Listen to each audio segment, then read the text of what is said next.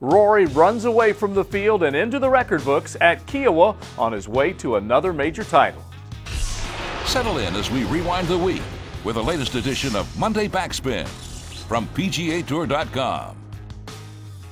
Hello everyone, I'm Joe Cowart, and Rory McIlroy is a major champion once again, cruising to an 8-shot win, taming the treacherous Pete Dye design outside of Charleston, South Carolina, where at week's end he had no peer. The 23-year-old from Northern Ireland follows his 8-shot romp at Congressional last year to claim the U.S. Open and treats us to an encore on the Ocean course with now the largest margin of victory in PGA Championship history. McIlroy masters the 94th PGA with a 13-under winning total, 8 clear of England's David Lynn, including a closing birdie at the 18th for a piece of history, beating the old mark of Jack Nicklaus, who won by 7 shots over Andy Beam, and now has captured 2 major titles by a combined 16 shots. I set myself a target. I said, look, if I get to 12 under par, no one's going to catch me, and I was able to go one better than that. So, you know, it's an incredible feeling to sit up here and be able to call myself a multiple major champion. You know, not many people have done it. You know, very privileged to join such an elite list of names. To put Rory's 2 majors in consecutive seasons in perspective, he's now just the 13th player since 1950 to accomplish the feat, moving into a select group that includes the likes of Tiger, Jack, and Arnie, and more recently Phil Mickelson and Padraig Harrington.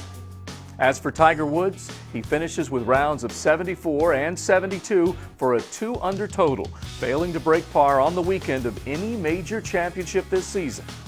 Tiger tied for the lead at the halfway point, but still looking for his first major championship since 2008.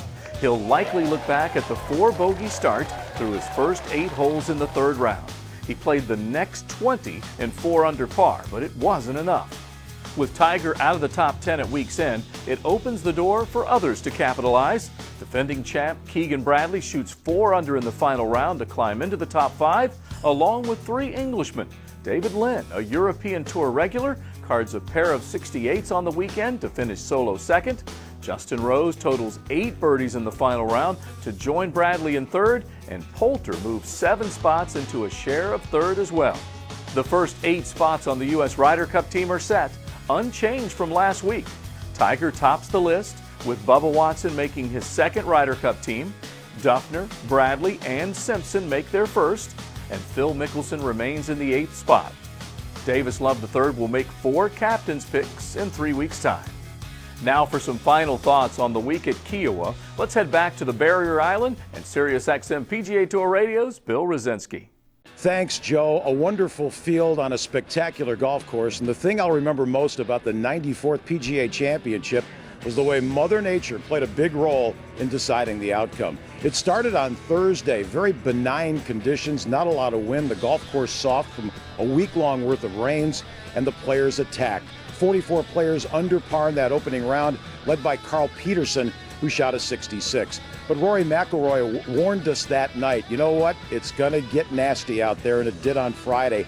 30-mile-an-hour winds, the result just 4 players able to break par, and Mother Nature was not done. On Saturday, it was great, but unfortunately storms rolled in late in the afternoon, postponing the action. It was a long grind on Sunday. Really, you mixed the weather and the Ocean course, and you had some great theatrics here at this PGA Championship. What's to come? We've got one more event, and that's the Wyndham Championship in Greensboro, North Carolina, coming up this week. Who's going to make it to the FedEx Cup playoffs? The top 125 are in, and the battle will be on to make it to the postseason. SiriusXM PGA Tour Radio has all the action from Greensboro beginning Thursday at noon Eastern. Joe, back to you. Thanks, Bill. We're on to Sedgefield Country Club in the final event of the FedEx Cup regular season. Golf Channel has the first round coverage beginning at 3 p.m., and you can keep up with everything by logging on to PGA TOUR.com.